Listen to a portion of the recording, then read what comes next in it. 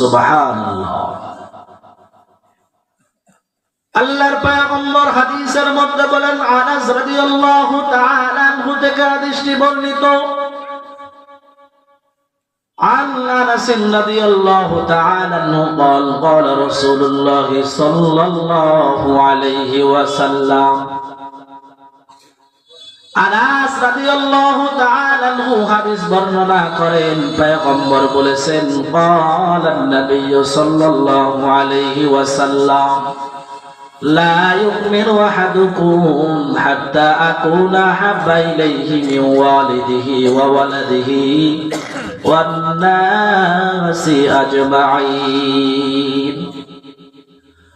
আল্লাহর পয়গম্বর বলেছেন, তোমাদের মধ্যে হতে ততক্ষণ পর্যন্ত কেউ ঈমানদার, পরিপূর্ণ ঈমানদার হতে পারবে না যতক্ষণ আমি পয়গম্বর কি সে তার স্ত্রী আদি, সন্তান আদি, যা কিছু আছে আসবাবপত্র, এমনকি নিজের প্রাণের চাইতে আমি নবীকে মহব্বত না করবে ততক্ষণ পর্যন্ত কেউ পরিপূর্ণ ঈমানদার হতে পারবে না। এই আল্লাহর গোলাম, আল্লাহ তাআলার পয়গম্বরকে কেনই বা মহব্বত করবা না? নিজের জীবনের চাইতে কেনই বা পয়গম্বরকে মহব্বত করবা না? আল্লাহর হাবিব পয়গম্বরের সাহাবী আনাস রাদিয়াল্লাহু তাআলা আনহু বলেন, আমি পয়গম্বরের লাগাতার 10 বছর খেদমত করেছি।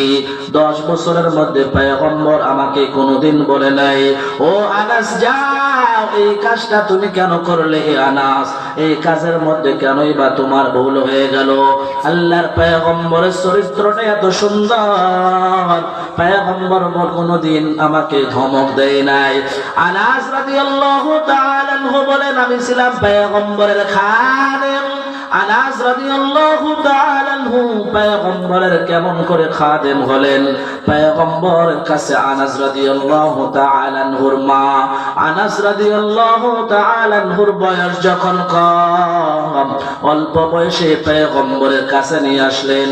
আসার পর আনাস রাদিয়াল্লাহু তাআলা আনহু মা ডাক দিয়ে বলে, পয়গম্বর, এটা হলো আমার সন্তান আনাস, আজ থেকে আমার সন্তানটাকে আপনার কাছে রেখে দিলাম, আমার সন্তানটা আপনার খেদমত করবে। ও পয়গম্বর, প্রয়োজনে বিনিময় আমি আপনার কাছ থেকে কিন্তু কিছুই নিতে চাই না, শুধুই মাত্র আমার সন্তানের জন্য আপনি একটু দোয়া করে দিবেন। পয়গম্বর এবার আল্লাহর কাছে দোয়া করেন, হে মালিক, আমি আমার আনাসের জন্য দোয়া করছি, ও আল্লাহ মেহেরবানি করে কবুল করে নাও। পয়গম্বর 1 নম্বর দোয়া করলেন, আল্লাহ আমার আনাসের হায়াতের মধ্যে তুমি বরকত দিও। 2 নম্বর দোয়া করলেন, আল্লাহ আমার আনাসের সন্তানাদির মধ্যে তুমি বরকত দিও। 3 নম্বর দোয়া করলেন, আল্লাহ আমার আনাসের অর্থ সম্পদের মধ্যে বরকত দিও। 4 নম্বর, আমার আনাস যেন দুনিয়া থেকে ঈমানের সহিত বিদায় নেয়। আনাস রাদিয়াল্লাহু তাআলা আনহু জানায়া দেন, হে মদিনার মানুষ, ভালো করে শুনিয়া নাও, আল্লাহ তাআলার পয়গম্বর যে দোয়াগুলো করেছিলেন আমার ব্যাপারে, সব দোয়াগুলো আল্লাহ তাআলা কবুল করে নিয়েছেন। আনাস রাদিয়াল্লাহু তাআলা আনহু বলেন, আল্লাহ তাআলার পয়গম্বর আমার জন্য দোয়া করেছেন, আল্লাহ আনাসের অর্থের মধ্যে বরকত দিও, অর্থ সম্পদের মধ্যে বরকত দিও, ব্যবসার মধ্যে বরকত দিও।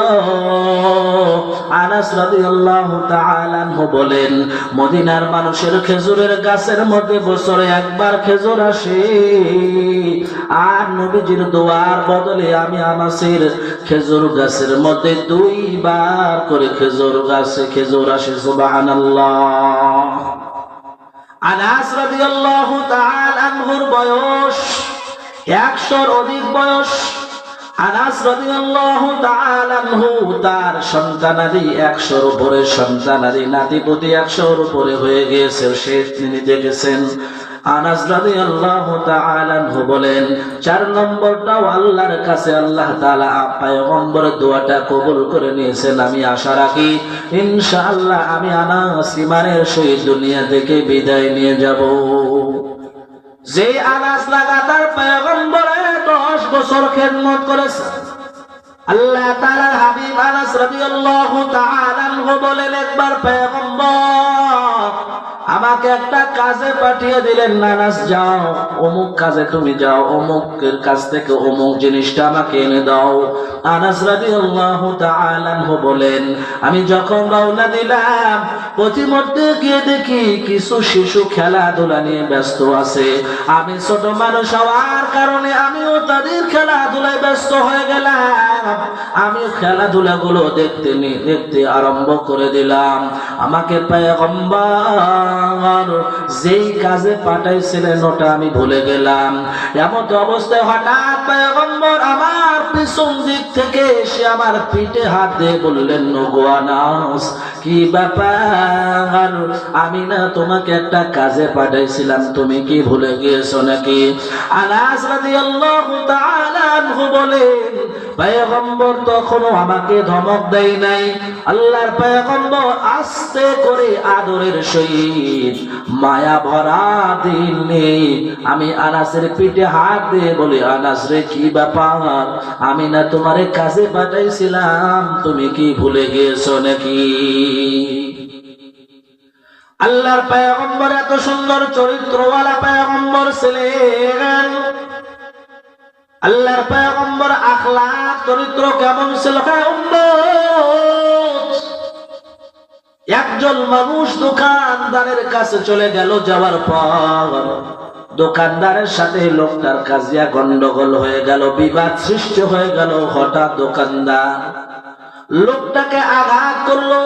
এবার ওই লোকটা কাস্টমার দোকানদারকেও সেভাবে আঘাত করলো।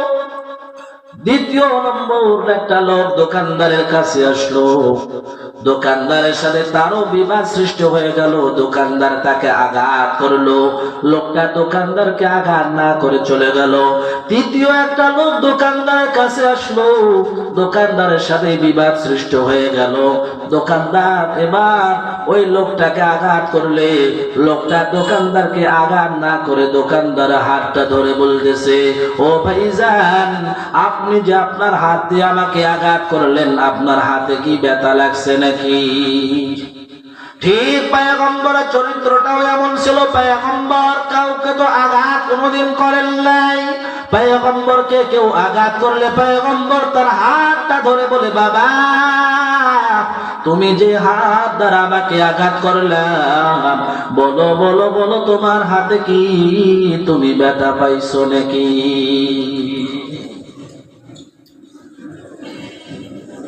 এমন আখলাক চরিত্রের একজন পয়গম্বর আমরা পেয়েছি, যেই পয়গম্বর সর্বক্ষণ উম্মতের জন্য টেনশন করে। তাইফের ময়দানে আল্লাহর নবী যখন দাওয়াত দেওয়ার জন্য গেলেন, তাইফবাসীরা এত নিষ্ঠুর ছিল, আল্লাহর পয়গম্বরকে আঘাত করতে লাগলো।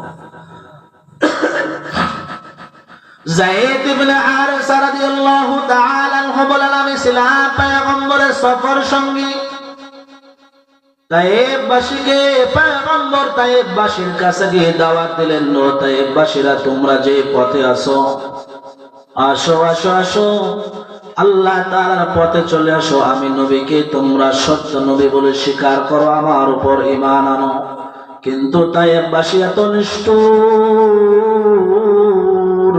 আল্লাহর পয়গম্বরকে এত পরিমাণ আঘাত করতে লাগলো। বাবা আল্লাহর পয়গম্বরের পিছনে যুবকদেরকে লেলিয়ে দিল, ছোট ছোট বাচ্চাদেরকে লেলিয়ে দিল। যা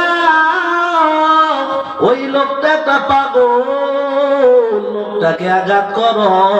যায়েদ ইবনে হারেসা বলে আল্লাহর পয়গম্বরকে তাইফবাসীরা এত জোরে জোরে পাথর দ্বারা আঘাত করতে লাগলো রে ভাই, পয়গম্বরের শরীর মোবারক থেকে রক্তগুলো ঝরতে লাগলো। পয়গম্বরের রক্তগুলো শরীর থেকে পড়তে পড়তে এক পর্যায়ে আল্লাহর হাবিবের পা মুবারকটা জুতার সাথে আটকে গেল। পয়গম্বর রক্তের কারণে আর সামনে অগ্রসর হতে পারছে না। এত পরিমাণ আঘাত করার পর পয়গম্বরের কাছে এমন সময় একজন ফেরেশতা চলে আসলো।